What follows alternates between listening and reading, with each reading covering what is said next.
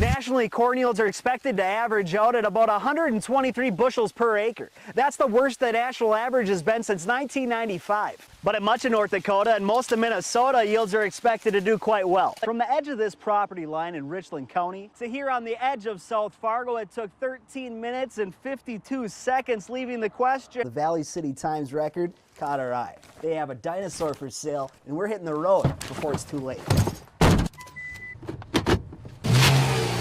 I'm on the front lines of something you probably wouldn't expect here in Fargo in the dead of winter.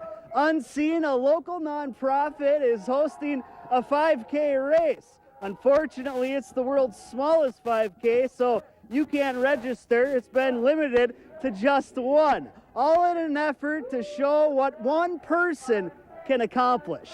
There's mold in my apartment. It took me a year to get my heater fixed. And his door been kicked in like 4 months ago. Bird poop all upstairs. Many folks renting have gripes with their landlord, but when we went to check out this place, owned by Gill's Investment off of Broadway in downtown Fargo, we saw things that just stood out. Make it, homey as possible. But that door is scary. While dim hallways and unprotected mail might be a nuisance for residents, the Fargo City Inspector says that doesn't necessarily mean that the tenant's safety is put in jeopardy. I walk in, the light doesn't work. Is that a safety feature? No. No, it isn't. Is it a common complaint? Yeah, probably.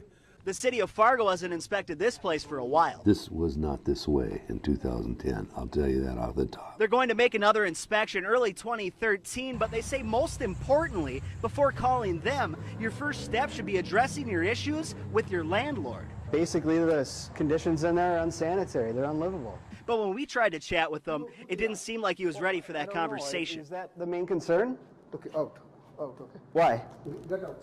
Bottom line, when zero complaints are filed, which is exactly what happened here, these issues, they never see the light of day. The price for a pound of apples could double within the next couple of months. But this is bittersweet news because the quality hasn't been compromised. Just like many of those students and the parents, they're chock full of anxiety, but therapists say that it's common, it's normal, and it can absolutely be dealt with. Some businesses actually invite artists in to create a mural like this, saying that it brightens up the block and it actually draws customers in.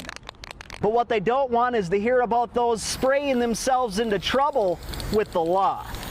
But the highs and lows of heroin addiction manage to flood right into the valley, and the abuse, it starts a lot closer to home than you'd think. When I was 15, I started prescription painkillers. How did you get your hands on prescription meds?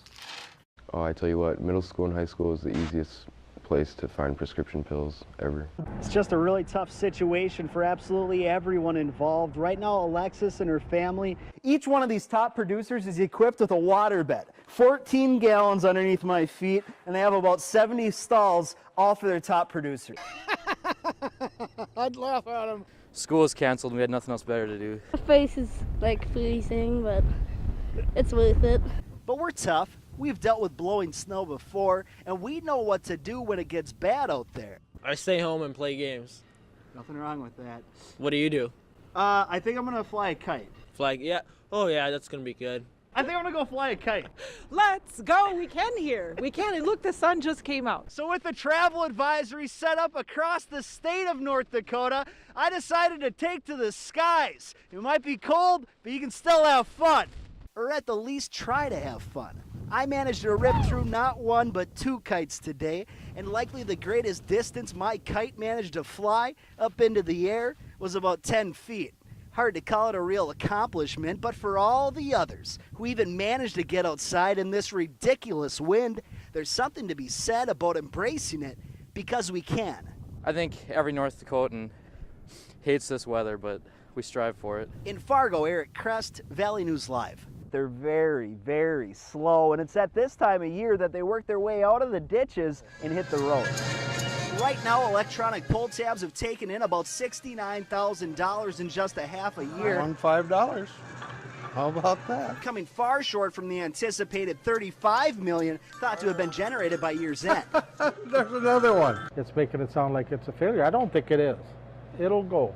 To date, only 3 to 4% of Minnesota bars have jumped on board with the electronic gambling, but bars like Mills Lounge and Dilworth say it's successful. In fact, it's more successful than the paper version. If more bars would give it a shot, management here says this electronic gambling could be a statewide success. Yeah, they're not giving it a chance, put it that way. They're just not giving it a chance. This thing's been in operation for about 6-7 months.